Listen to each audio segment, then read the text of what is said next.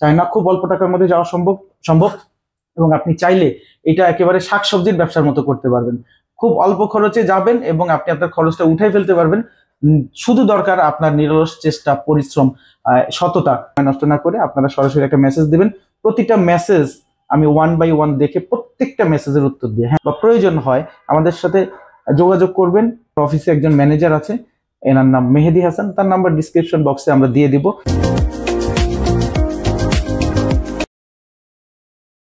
আসসালামু আলাইকুম, আশা করি সবাই ভালো আছেন। আমরা আমাদের চ্যানেলটাতে কি ধরনের বিষয় নিয়ে আলাপ আলোচনা করি এবং কি বিষয়ে কথা বলি এটা আর কারো অজানা নয়। মনে হয় সবাই জেনে গেছেন। একটা ব্যাপার আপনাদের সাথে একটু খোলাখুলি শেয়ার করতে চাই আমার সাবস্ক্রাইবারদের উদ্দেশ্যে, অথবা ভাই বন্ধু, ছোট ভাই বোন, মা বোনেরা যারা আছেন। আমাকে আসলে বেসিক্যালি অনেকেই ফোন দিচ্ছেন কেন এবং কারা ফোন দিচ্ছেন এটা একটু আমি একটু বলি, তাহলে আপনারা বুঝতে পারবেন। আমার উদ্দেশ্য হচ্ছে অ্যাকচুয়ালি খুব ছোট্ট একটা উদ্দেশ্য। দুই তিনটা জিনিস নিয়ে আমি কাজ করি। একটা হচ্ছে চাইনিজ ল্যাঙ্গুয়েজ রিলেটেড কোনো সমস্যা আপনি পড়লে আপনি আমাকে ফোন দিবেন। ছোট ব্যবসায়ী বুঝতে পারতেছেন না কিভাবে চায়নায় যাবেন, বা চায়নায় যাওয়ার খুব ইচ্ছা, তার ব্যবসাটা বড় করতে চান, অথবা যার যে ইনকাম আছে সেখান থেকে 5-10 হাজার টাকা ইনকাম করার একটা চিন্তা ভাবনা করতে পারেন। ছুটির সময় কাজে লাগাতে পারেন। ছুটির সময়টা চায়নায় গেলেন, ঘুরে আসলেন, এবং এর পাশাপাশি আপনি মানে নতুন একটা চ্যালেঞ্জ নিতে পারেন কিনা সেটা দেখলেন। আর হচ্ছে ধরেন যে একান্তই আপনি ঠেকে গেছেন, মাসে 5 জনকে আমি এরকম একটা সুযোগ দিতে চাই। এই যে 5 জন গিয়ে ওখান থেকে আসার সময় আমি তার প্লেনের টিকিটের কিছু অংশ আংশিক 75%, 50% উঠে দেওয়ার একটা ট্রাই করতে পারি। এটা একেবারে কমিটেড না, আমি আমি ট্রাই করতে পারি। তবে আপনি চেষ্টা করলে পুরো বিমান ভাড়া আপনি উঠাতে পারবেন। তো এইরকম আমার একটা মেসেজ ছিল প্রথম ভিডিওতে। এখন আহ, আপনারা যারা আমাকে ফোন দিচ্ছেন, কিছু ভাইয়ারা ফোন দিচ্ছেন, তাদের প্রতি শ্রদ্ধা রেখে আমি বলছি, আপনারা তো চায়নাতে অনেকদিন যাবত ব্যবসা করতেছেন। তা আপনার ব্যবসাটা আপনি মাসে 1 কোটি টাকা ইনকাম করতেছেন, আরো 50 লাখ কিভাবে ইনকাম করা যায় এটার সাজেশন আমার কাছে যাচ্ছেন। এইটা সাজেশন আমার কাছে নাই। আমি অত বড় বড় ব্যবসা করি না, আমি খুব ছোট্ট ব্যবসা করি। ছোট্টখাটো ট্রেডিং করে আমি আমার জীবনটা কোনো রকম চালাই। আমার কাছে মনে হয়েছিল যে আমি যদি এই পদ্ধতিটা অন্য 8-10 জনকে বলি, আমার মতো 1 লাখ টাকা না ইনকাম করতে পারলে 50 হাজার পারবে, 50 হাজার না পারলে মিনিমাম 30 হাজার পারবে। তো বাংলাদেশের প্রেক্ষাপটে 30 হাজার টাকা ইনকাম, এক্সট্রা ইনকাম, বা অনেকের জন্য 30 হাজার টাকা ইনকাম স্বপ্নের মতো। এবং চায়না যাওয়া আসা করে যদি 30 হাজার টাকা ইনকাম করতে পারেন, আস্তে আস্তে আপনি ইনকামটা বুস্ট করে বাড়াতে পারবেন। এই মেসেজগুলো আমি অনেকবার দিয়েছি, আবারও বললাম। এখন যারা অনেক টাকার মালিক, আপনারা আসলে আপনাদেরকে আমি কোনো হেল্প করতে পারবো না। আমি শুরু থেকেই বলছি যে আমি শুধুমাত্র টাকার জন্য কাজ করি না, কাজ করার জন্য কাজ করি। এবং আমি একটা সময়, ধরেন যে এখন একটা ফ্লো আছে, আমাকে আমার ভাই বোন বাবা মা মনে রাখতেছে। একটা সময় আমার বাবা মা ভাই বোন বা আত্মীয় স্বজন কেউ মনে রাখবে না, তখন যেন দুটো লোক বলতে পারে যে এই লোকটা এই কাজটা বাংলাদেশের জন্য করে গেছিল। এইটুকু, এটা আমার একটা লোভ। এই লোভ আমি সামলাইতে পারি না, এটা আমি বাংলাদেশের জন্য কিছু করতে চাই। এরপরে আমাকে ফোন দিচ্ছেন কিছু কিছু বড় বড় ব্যবসায়ী, যারা অনেক টাকা ধরা খেয়ে গেছেন। এখন সামহাও আমার সাথে আকার ইঙ্গিতে বলে থাকেন যে আপনার ব্যবসাতেই আমি ইনভলভ হতে চাই। এটা আমি করতে পারবো না। আমি পার্টনারশিপে, আপনিও যেমন ধরা খাইছেন আমিও ধরা খাইছি, আমি আর কোনোদিন পার্টনারশিপে যাব না। আপনি যেটা করতে পারেন সেটা হচ্ছে, আমাদের যেই ছেলে মেয়েগুলো কোনো কাজ করতে পারতেছে না, তাদেরকে নিয়ে আপনি একটা টিম করে আপনি করতে পারেন। ইনশাল্লাহ ভালো হবে, খারাপ হবে না। আপনি যেটা বলতে পারেন সেটা হচ্ছে, হ্যাঁ আপনি এই টিমটা করছেন, এখানে কিছু বেকার লোক কাজ করতেছে, তাদেরকে আমি হেল্প করব। সেক্ষেত্রে আমার কোনো ফি লাগবে না, কোনো টাকা পয়সা আমাকে দিতে হবে না। আমি একদম বিনা পয়সায় হেল্প করব। এবং প্রয়োজনে এই টিমটা চায়নায় গেলে আমি কখনো কোথাও সময় দিতে পারি না, কিন্তু এই টিমটার সাথে আমি ফুল দিই, সারাদিন অন্য কাজ রেখে সময় দিব। এরপরে আমাকে আরো কিছু লোক ফোন দিচ্ছেন, মানে যারা দিয়েছেন অলরেডি বা এখনো দিচ্ছেন, একটা চাকরির জন্য 10-5 হাজার টাকা 15 হাজার টাকার একটা চাকরি হয় কিনা। তো এই ধরনের লোক আমাকে ফোন না দিলেই ভালো হবে। আপনি 15 হাজার টাকার চাকরি ম্যানেজ যে করতে পারেন নাই, সে কোনোদিন চায়নায় যেতে পারবেন না। তো আমাকে এভাবে ফোন দিবেন না। আমার যে সমস্ত অফিস স্টাফ আছে, আমার এখানে মোর দেন এনাফ। এবং এছাড়াও কিছু ভলান্টিয়ার ভাই বোনেরা আমার সাথে কাজ করছেন একেবারে বিনা পয়সায়। তারা সুন্দর কাজ করতে পারছেন। তাদেরকে আপনারা দেখবেন যে আমাদের হোয়াটসঅ্যাপ গ্রুপে মেন্টর হিসেবে আছেন। এই মেন্টররা বেশ ভালো কাজ করতেছেন। সেহেতু আমার এরকম লোকের দরকার নাই যে আমার অফিসে কাজ করবেন। এরপরে ই কমার্স ওয়েবসাইটে আপনারা একটা দুটো প্রোডাক্ট দেখছেন, প্রোডাক্ট দেখার পর সরাসরি আমাকে ফোন দিচ্ছেন, ভাই এই প্রোডাক্টটার দাম কত। আমি স্পষ্ট বলছি যে আমি প্রোডাক্ট বিক্রি করি না, আমি শুধুমাত্র আপনার প্রোডাক্ট আমার ওয়্যার হাউসে আসলে সেটা শিপিং করে দিই। এই কথাটা অনেকবার বলছি, আপনি আবার মনে রাখেন। আমি শুধুমাত্র শিপিং এর ব্যাপারে হেল্প করতে চাই এবং পারি। প্রথমে এই ভিডিওর যে প্রথমে যে কয়টা কথা বলেছি বারবার প্রয়োজনে দেখবেন।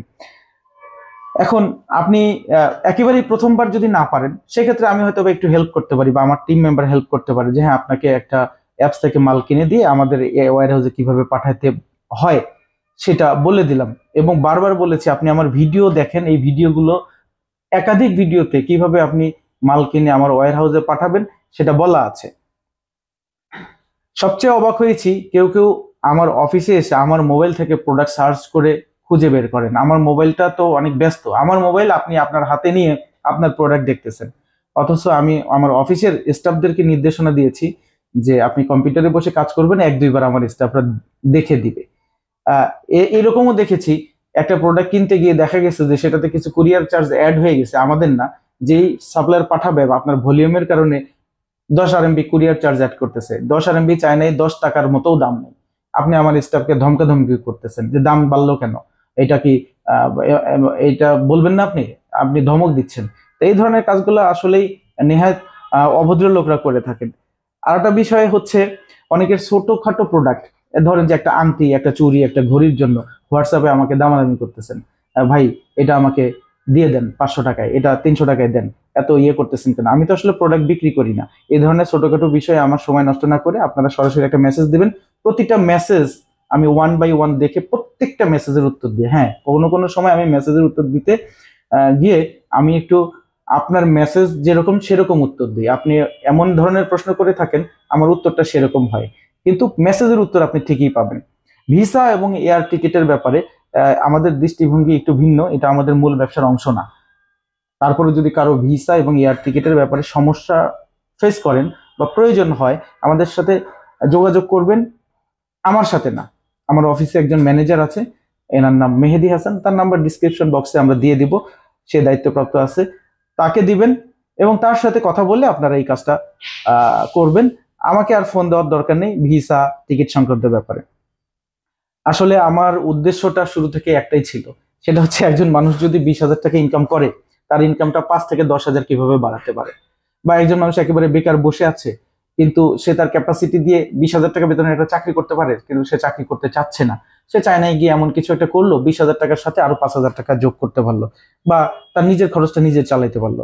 ছোট ছোট ই কমার্স ওয়েবসাইট থেকে আপনারা কিভাবে মাল কিনবেন, এইটা কেনাটা শেখানো আমার মাল বিক্রি করার উদ্দেশ্য না। আপনি নিজে শিখবেন, আপনি নিজে মালটা চায়না থেকে নিয়ে আসবেন।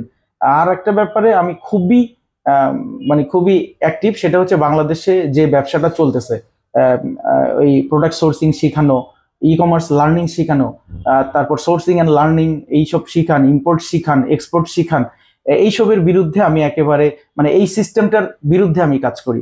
আমি এগুলো আমি মনে করি এরা সরাসরি চিট বাটপারির সাথে জড়িত, এবং তারা নিজেরাও কখনো চায়নায় যায়নি, এবং চায়নায় 2 একবার গেলেও ওই একই ভিডিও বারবার দিয়ে দিয়ে আপনাদের মনোযোগ আকৃষ্ট করে আপনাদের কাছে অনেক টাকা হাতিয়ে নিচ্ছেন, এবং বিনিময়ে তারা কিছুই দিতে পারছেন না। এবং কিছু লোক গ্রুপ ট্যুর করে করে চায়নায় যাচ্ছেন। যারা যারা গ্রুপ ট্যুর করে চায়নায় গেছেন, একজন লোক আমাকে দেখান যে আপনি গ্রুপ ট্যুর করে চায়নায় গেছেন, এরপরে আপনি একটা মাল ইম্পোর্ট করতে পারছেন। যারা বিভিন্ন জায়গা থেকে সোর্সিং শিখেছেন, একটা লোক আমার সামনে দাঁড়ায় বলেন যে আমি এখন চায়না থেকে মাল কিনতে পারি। তার চেয়ে বরং গ্রামের ওই নওগাঁয়ের থেকে যে কৃষকটা আমার এখানে আসছিল, উনিই ভালো। উনি চাষবাস করে এবং নিজে মাল কিনতে পারে চায়না থেকে, ওনার মাল আমাদের এখানে আসছে, আমরা পৌঁছাই দেওয়ার ব্যবস্থা করছি ওনাকে চায়না থেকে এখান পর্যন্ত। তা আপনারা টাকা খরচ করে ঢাকায় থেকে কিছুই করতে পারেন নাই। নওগাঁর একটা কৃষক যে জমি চাষ করে, সে আপনার চেয়ে অ্যাক্টিভ। সে কি কোর্স করে শিখছে? সে মোবাইলটা দিয়ে শিখছে। সোর্সিংটা কি?